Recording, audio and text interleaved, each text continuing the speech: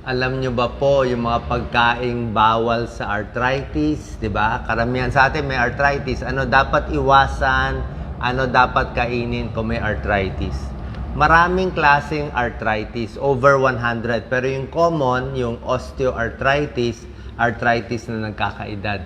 Yung medyo pag sa umaga, masakit, pag nagagamit, wear and tear yan. Halos lahat magkaka-osteoarthritis. Meron ding ibang arthritis tulad ng rheumatoid arthritis, yung umiinit. Parang namamaga, umiinit yung mga joints. Meron ding gout, tumataas yung uric acid, masakit sa tuhod, sa hinlalaki.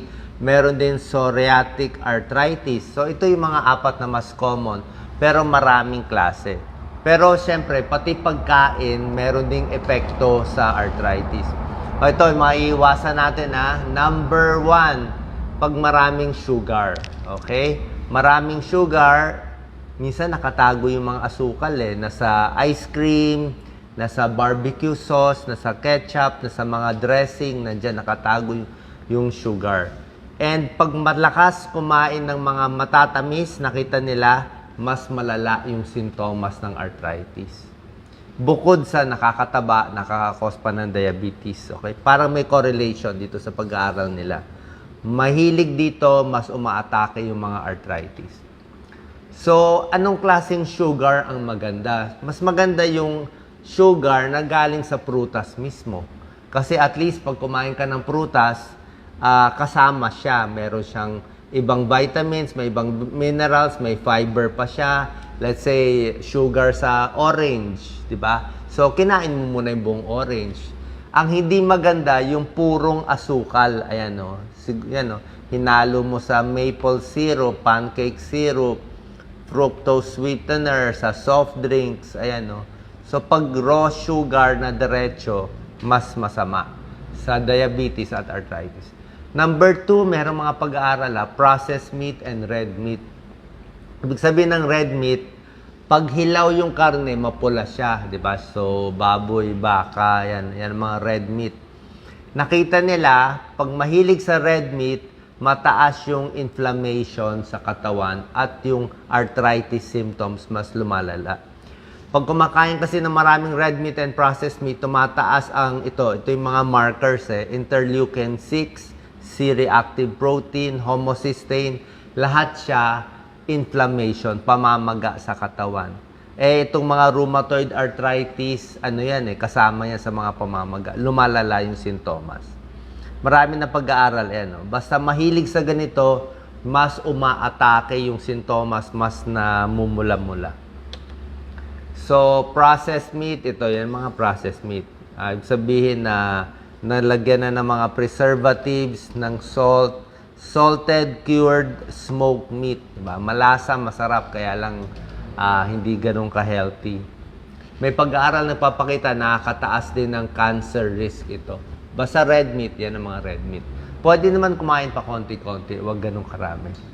Number 3, nilagyan ko ng question mark, gluten-containing foods. Hindi ganun ka-klaro, pero medyo ito yung nagiging uso ngayon na umiiwas sila sa gluten. Medyo duda sila, baka dahil dito sa gluten, kaya nagkakaroon ng mga diabetes, rheumatoid arthritis, at ibang mga sakit. Parang ito mga celiac disease. So, mas umiiwas sila sa ganito. Ano ba itong mga carbohydrates na may gluten? Yan. Yung mga matatamis, may gluten. May mga tinapay, nakatago yung gluten. Ayan, o. So, yan yung mga possible na pinagtataguan. Donut, cookies, at iba pa. Number 4, processed foods. Ibig sabihin yung mga nabibili sa supermarket na iba na itsura.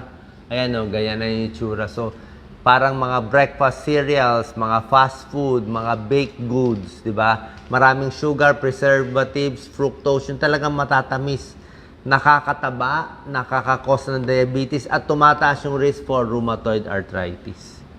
Tumataas din yung blood sugar, nakikita nila. Pati ibang sakit, pati heart disease meron din. Sa oil, ang sabi lang, bawasan lang yung oil. Kasi merong mga mantika, may omega-3 and omega-6.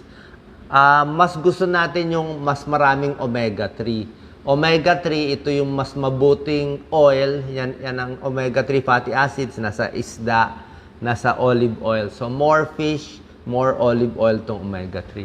Itong omega-6 sa ibang mga vegetable oil, pwede naman pero konti-konti lang. Huwag masyadong maraming prito at mamantika.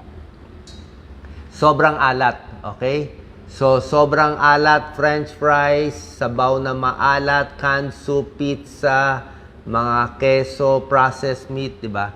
Pag high sodium, risk factor din sa mga pamamaga ng mga arthritis. So, bukod sa high blood, high blood ka pa. Ito pa po, isa rin ang bago ngayon, Advanced Glycation End Products, AGE ang tawag nila. Pag marami nito, ito daw yung pag kinombine mo yung sugar at yung mga protein at taba pag niluto mo. Anong klaseng luto nagkokos nitong AGE na masama? Mga prito, ito, roasted, grilled, broiled, bacon, steak, talagang prito, broiled, fries, margarine, mayonnaise. Pag masyadong maraming ganyan, hindi po maganda po sa katawan. So, konti-konti lang. Hindi pwede laging ganyan ang pagkain. Mas gusto nila ganito.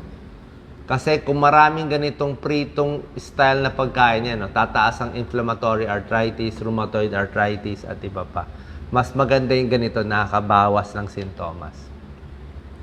Sa inumin, anong bawal inumin? Siyempre, masyadong matatamis. Red wine, depende, di ba? Sabi nila, red wine, may grapes, may resveratrol. Ito medyo healthy ang resveratrol. Kaya lang, meron din namang negative ang sobrang alak. Ayan, maraming pag-aaral.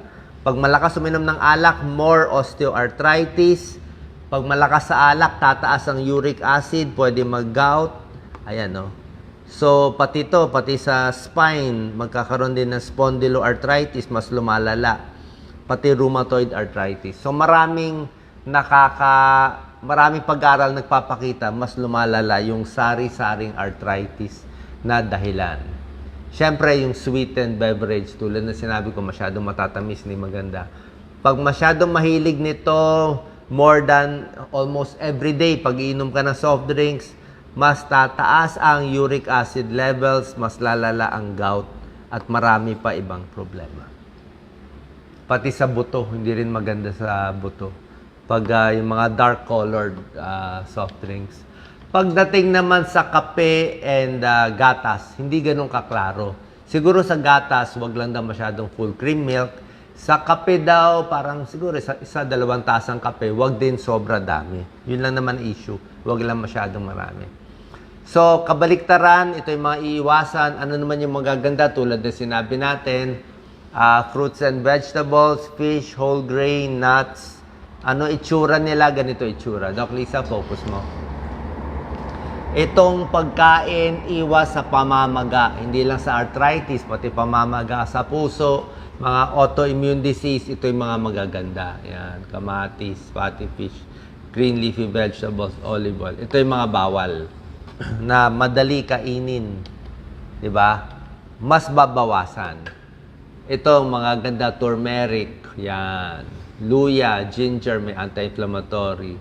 Wala tayong cherries. Pineapple, merong bromelain. Okay? Maganda pineapple sa gout, maganda yan. Anti-inflammatory.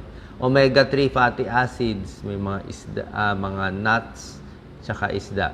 Apple cider vinegar, not so sure. Pero nakasama sa listahan. So, ito yung mga pagkaing best foods for arthritis. Yan. Makikita nyo naman yung mga itsura ng mga best foods kumpara sa mga hindi magandang pagkain. So, sa mga may arthritis at ibang mga sakit, sana po nakatulong to. Medyo bawasan itong mga bad foods at damihan natin itong mga good foods para sa arthritis at ibang sakit. Salamat po.